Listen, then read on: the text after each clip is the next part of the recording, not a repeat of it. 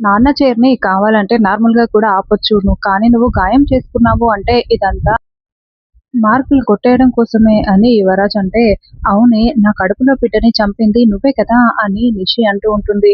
మావయ్య గారు వీళ్ళన్నీ అబద్ధాలు చెప్తున్నారు. అసలేం జరిగిందంటే అని తాతయ్య చెప్తూ ఉంటే, చూడమ్మా నిషి కడుపులో బిడ్డని నువ్వు చంపావన్నది మాత్రం నిజమే కదా! ఇంకేమి మాట్లాడకు అని సుధాకర్ అంటాడు. దాంతో రా కేదార్ అంటూ తాతయ్య చాలా బాధపడుతూ వెళ్ళిపోతుంది. వీళ్ళు కలిసిపోతూ ఉంటే నేను చూస్తూ ఊరుకుంటానా అత్తయ్య అని నిషి అంటుంది. చెడగొట్టేశాం కదమ్మీ అని వైజయంతి చాలా సంతోషపడుతూ ఉంటుంది.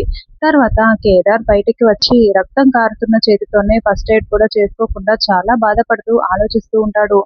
అప్పుడే ధాత్రి అక్కడికి రావడంతో, చూసావా ధాత్రి, నిషి వాళ్ళు మనల్ని వేరు చేయడం కోసం నాన్నతో ఎలా తిట్టిస్తున్నారో, నాన్న అన్నీ మర్చిపోయి మనతో కలిసుందాం అనుకున్నాడు.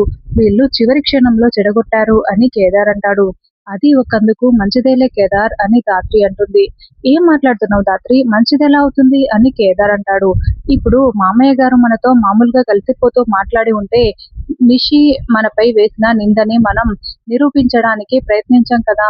మనపై పడిన నింద నిందగానే మిగిలిపోతుంది.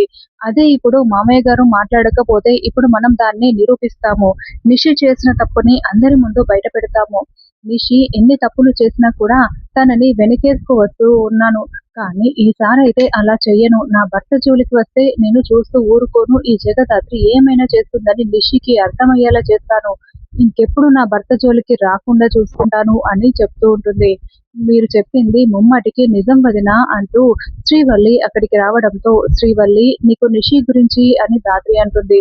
వదిన, నిషి వదిన గురించి నాకు సరిగ్గా తెలియదు కానీ మీరైతే నాన్న అనుకుంటున్న తప్పు చేయరని మాత్రం ముమ్మాటికి తెలుసు. మీరు ప్రాణం పోసి ఎదుటి వాళ్ళ ప్రాణాలని కాపాడుతూ ఉండేవారు. మీరు అలాంటి పని చేశారంటే ఎలా నమ్ముతాను వదినా? నమ్మనే నమ్మను. కానీ మీరు ఖచ్చితంగా నిరూపించుకోవాలి. నా అనేవాళ్ళు కావాలి వదినా. ఇప్పుడు అన్నయ్య కనుక నిరూపించుకుంటే ఈ ఇంట్లో అందరికీ దగ్గరైపోతారు. అప్పుడు మొట్టమొదట సంతోషించేది నేనే. అందరికంటే ఎక్కువగా నేను ఎదురు చూస్తున్నాను. ఇప్పుడు నాన్న అన్నయ్యని కొడుకుగా అంగీకరిస్తే ఈ ఇంట్లో వాళ్ళందరూ దగ్గరవ్వడమే కాకుండా అన్నయ్య చాలా సంతోషంగా ఉంటాడు అని శ్రీవల్లి చెప్తూ ఉంటే, శ్రీవల్లి నువ్వెందుకు అంతలా ఎదురు చూస్తున్నావు అని ధాత్రి అంటుంది. ఎందుకంటే అనాథ అనిపించుకోవడం ఎంత కష్టంగా ఉంటుందో ఒక అనాథకే తెలుసు అని శ్రీవల్లి చెప్తూ ఉంటుంది. మీరు ఈ తప్పు చేయలేదని నిరూపించుకోవడం కోసం మీకు ఎలాంటి సహాయం కావాలన్నా నా వల్ల అయితే చేస్తాను వదినా, అడగండి అని శ్రీవల్లి అంటే, ఆల్రెడీ ప్లాన్ రెడీ చేసి ఉంచాను. వెళ్ళి దాన్ని నిరూపించడం మాత్రమే మిగిలి ఉంది. నీ అవసరం పడదులే శ్రీవల్లి అని ధాత్రి చెప్తుంది. అన్నయ్య చూడు ఎంత రక్తం వస్తుందో, ఇంకోసారి ఏదైనా చేసే ముందు కొంచెం ముందు వెనక ఆలోచించి చెయ్యన్నయ్య. నీకేదైనా అయితే అని పసుపు రాసి కట్టుకట్టి వెళ్తూ ఉంటుంది. మనం ఏ తప్పు చేయలేదంటే ఒకటి నిషి నోరు విప్పి చెప్పాలి, లేదంటే డాక్టర్ నోరు విప్పి చెప్పాలి కదా ధాత్రి. రెండు జరగవు అని కేదార్ అంటాడు. డాక్టర్ చేత నేను నిజం చెప్పిస్తాను అని వెంటనే వాళ్ళ నాన్న భరద్వాజకి ఫోన్ చేస్తుంది. అమ్మ జగదాత్రి ఎలా ఉన్నారు? ఏంటమ్మా కాల్ చేశావు అని అడగడంతో, నాన్న మీకు ఒక సహాయం చేయాలి నాన్న మీరు అని ధాత్రి అంటుంది. నువ్వు అడగక ఒక సహాయం కావాలి అంటే నేను చేయకుండా ఎలా ఉంటాను? ఏం కావాలో చెప్పమ్మా అని భరద్వాజ అంటాడు. నేను ఒక లొకేషన్ పెడుతున్నాను. అక్కడికి వెంటనే వచ్చేయండి నాన్న, తర్వాత చెప్తాను అని ధాత్రి అంటుంది. అలాగే అని భరద్వాజ బయలుదేరి వస్తూ ఉంటాడు.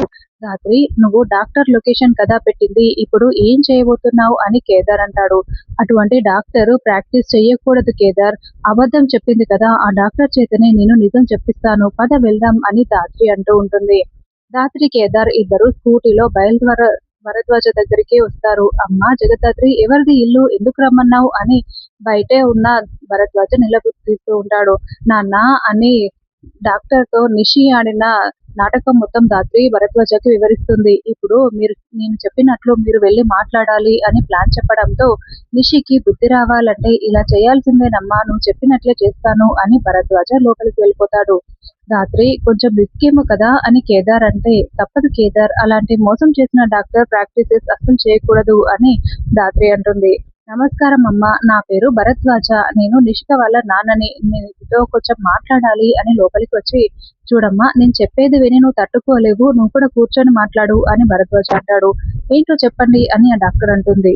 చూడు, నిషికకి గర్భం రాలేదు, కానీ గర్భం వచ్చిందని అబద్ధం చెప్పావు. మళ్ళీ రాని గర్భాన్ని అబార్షన్ అయిందని ఇంకొక అబద్ధం చెప్పావు అని ప్రాణాలు పోసే నువ్వు ఇలా అబద్ధాలు చెప్పడం ఎంతవరకు న్యాయం అని భరద్వాజ నిలదీస్తూ ఉంటాడు. ఏం మాట్లాడుతున్నారు మీరు? ఎవరితో ఏం మాట్లాడుతున్నారో అర్థమవుతోందా? ముందు మీరు బయటికి వెళ్ళండి. మీరు తప్పుగా మాట్లాడుతున్నారు అని డాక్టర్ లేచి అరుస్తూ బయటికి చేయి చూపిస్తూ ఉంటుంది. చూడమ్మా, నేనిక్కడి నుండి నేరుగా పోలీస్ స్టేషన్‌కి వెళ్తాను. నీతో చెప్పినవన్నీ అక్కడ చెప్తాను. వాళ్ళకి ఏ మాత్రం డౌట్ వచ్చినా నిన్నేం చేస్తారో తెలుసు కదా అని భరద్వాజ చెప్పగానే డాక్టర్ వెంటనే కూర్చొని ఏం చెప్పదలుచుకుంటున్నారో చెప్పండి అని టెన్షన్ పడుతూ అడుగుతూ ఉంటుంది. నేను నిషికని నాతో పాటు స్టేషన్‌కి తీసుకువెళ్ళి నువ్విచ్చిన టాబ్లెట్స్ వల్లే తన గర్భం పోయిందని నేను కేస్ పెడతాను. నీకులాగానే ఇంకొక డాక్టర్‌కి నేను డబ్బులిచ్చి ఇదంతా నిజమని చెప్పిస్తాను అని భరద్వాజ చెప్తూ ఉంటే, అదేంటి సార్, అసలు మీరు చెప్పిందంతా విని మీరు చూపించిన రిపోర్ట్స్ చూసి నన్నెలా అరెస్ట్ చేస్తారు అని డాక్టర్ నిలదీస్తూ ఉంటుంది.